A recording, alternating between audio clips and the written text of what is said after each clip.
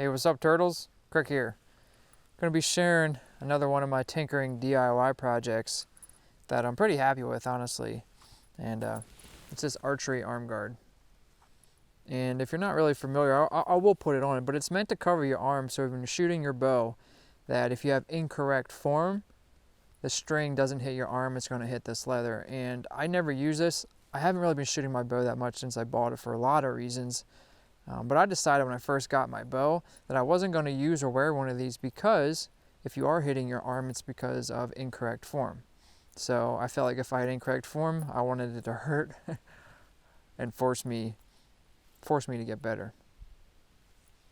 You see, I didn't dye the underside right here just because if I'm going to be wearing it, potentially if it's warm or I'm sweating, I just didn't want to have to worry about any of the dye coming off of my skin, my arm, and you don't see this side of it anyway, so I felt like it was a win-win.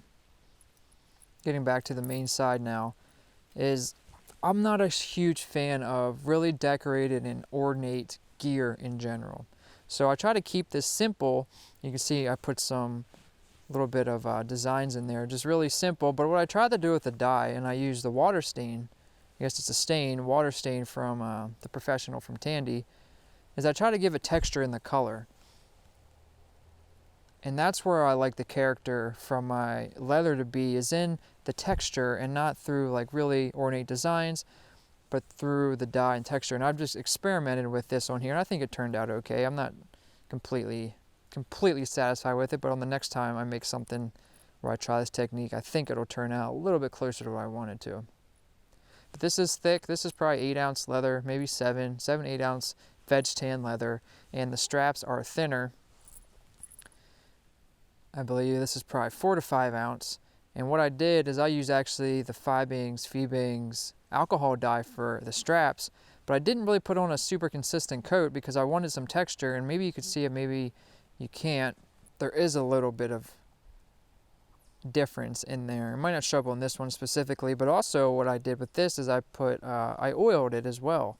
And what that does, if you remember, I've talked about oil tan leather in previous videos, is that when I stress it, it gets lighter than it was.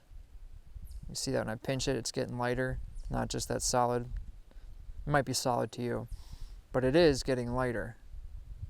And then when it goes back to its resting state, it looks dark again. And I really like that feature, I really do. I've been playing around a lot with oils and waxes and stuff like that for the leather.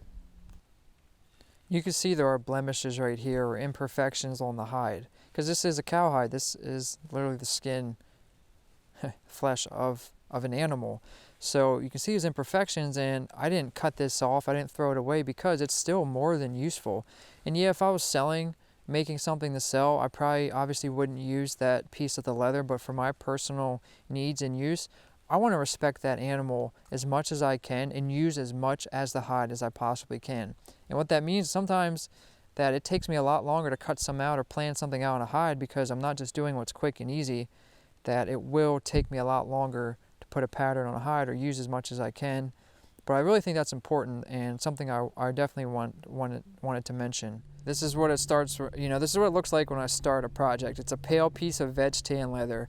And you can see this is a scrap that I use if I'm punching holes with my awl to get a couple thicknesses on the table so I don't go into my cutting mat. But this is what it looks like. All veg tan leather, more or less, is going to be this color. It's going to be really pale, really unattractive, unfinished, undyed, unoiled. And then through different processes, you're able to do a lot of different stuff look-wise with veg tan leather. And with leather, it is just as much of an art and allowing your creative side to shine as it is a functional piece of equipment. But I want to get it on now and talk maybe a little bit more about leather and projects. Put it on, I found real easy, or the easiest way I found is just buckle the top on. Oh yeah, since we're here on the buckles, these are roller buckles, and you can see here jingling around. There's a tube right here, and what that does, it's just easier to pull the strap through, and it kind of saves the life of the strap because there's really no friction. It's just hitting this piece and just rolling as opposed to running over a fixed piece of metal or steel. But anyways, I do the biggest strap and slide it on. and I made these straps, excuse me, I made them short so that when I did tighten them, I don't have a really long tag hanging off of them.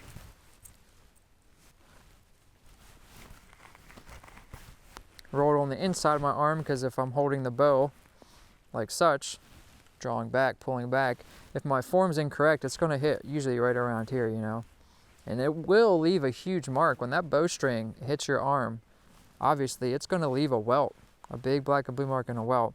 But I haven't had that happen since the first couple times I was using my bow.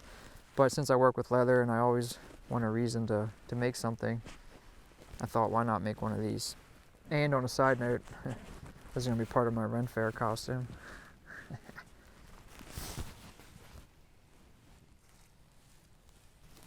Like I said, Ren Fair costume.